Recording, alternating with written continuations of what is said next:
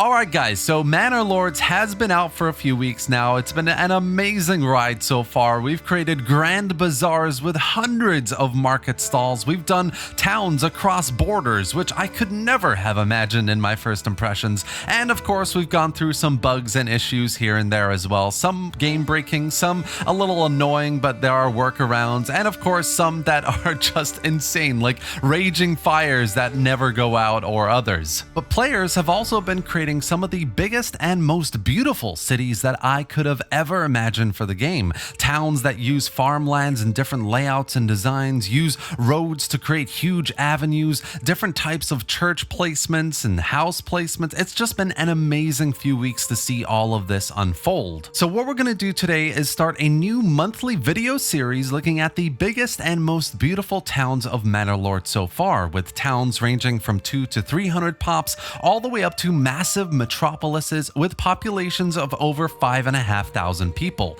It's going to be insane, so let's dive straight in.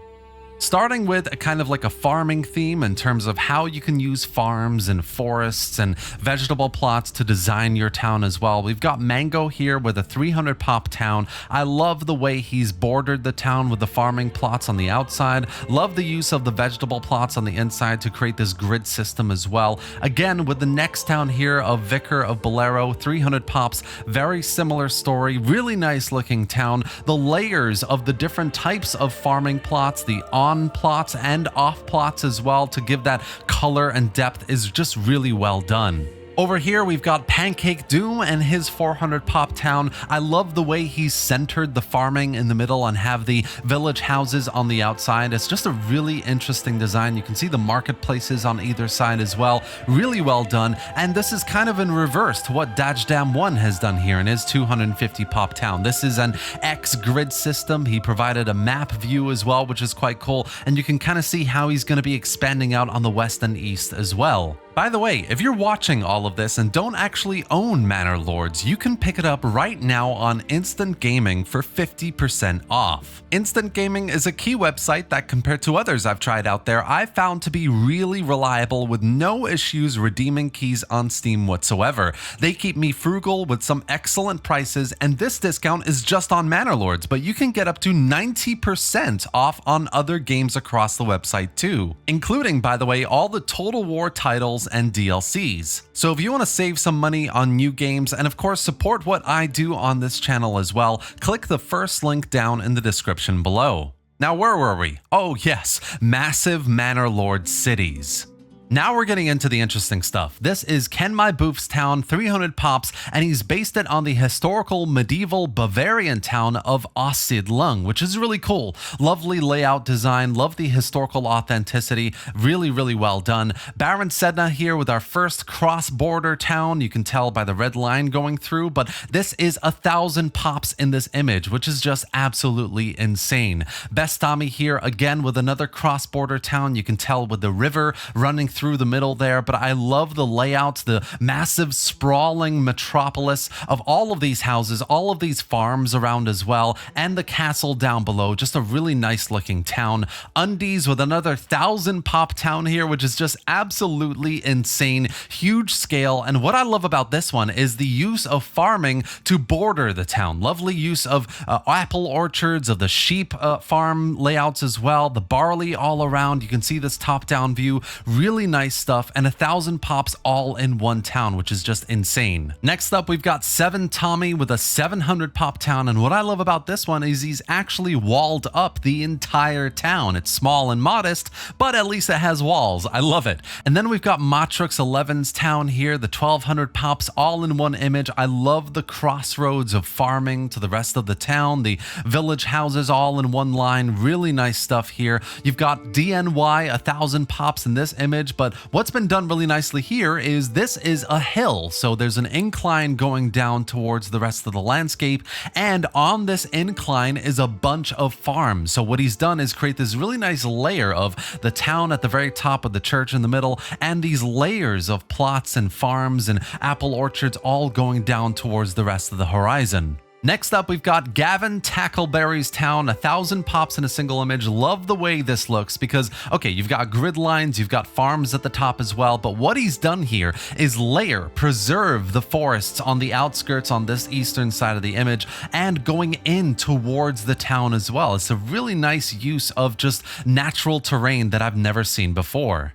Next up, we've got Joss's 1200 pop town. Now, what I love about this one is, in stark contrast to the last town we saw, this one is complete chaos. There are no grid lines, there are no farms dotted all around in a nice intricate way. This is just a pure, unadulterated, natural, medieval looking town, and it's great. Now guys, we're going into our last 5 cities here on this list. They're getting bigger and bigger, and this is UEB's 3000 pop city. It starts in Waldbrand, but it extends out into Inmanruth as well, and he's got farming towns in other regions, mining towns, and what I love about this more than anything is that this is where Manor Lords shines, right? You can be in one region looking at a town, looking at micromanaging this and that, and you could be looking at other regions and their towns as well. And he's done a really good job of that here. You can really see all the little towns dotted around across the entire map. It's an amazing thing to see. And as I said, I think this is really where Manor Lords shines. It's not just the beauty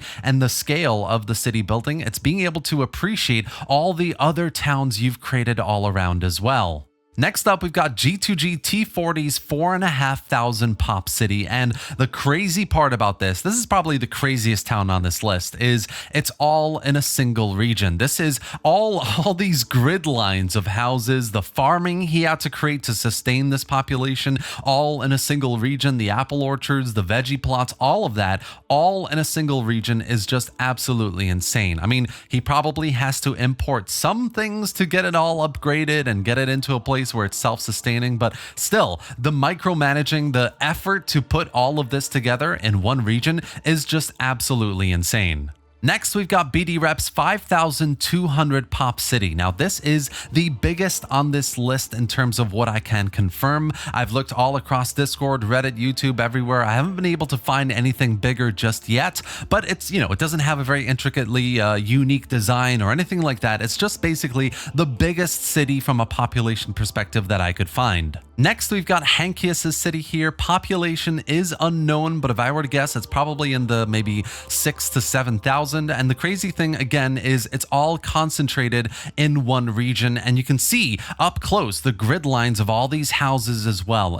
It must be absolutely massive. Finally on this list is the Lucky Leader city. It definitely deserves its place here. I don't know if you've seen this, but this could very well be the first 10,000 pop city that Manor Lords has seen. I'm sure we'll get lots more in the future, but this just might be the first one. It's unconfirmed, and this is the only image we have right now. You can see the grid lines of houses, the various farming plots all dotted around, but I'd love to see a closer image of the actual view of the city as well. If the Lucky Leader sees this, if he has other images he can share as well, that would be really great. But what this is definitely, in my opinion, is the first 10,000 pop city in Manor Lords so far.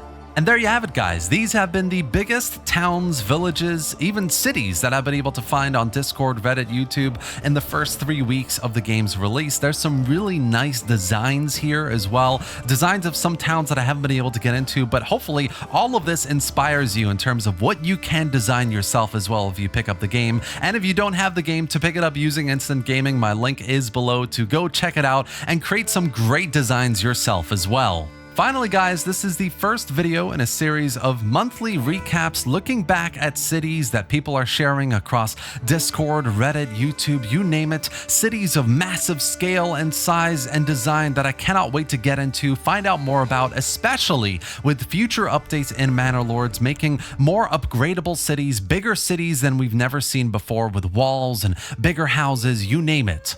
If all of that sounds good to you, make sure to subscribe to the channel and hit that bell button to be notified of these future videos. I really hope you enjoyed this one and found it informative. If you did, give it a like and drop any thoughts or questions in the comment section below. And I'd love to hear your thoughts on all the villages, towns, and cities you've seen here today in this video. And I'd love to hear your guesses for the cities that we don't know the population numbers for. Thanks for watching, guys, and I'll see you next time.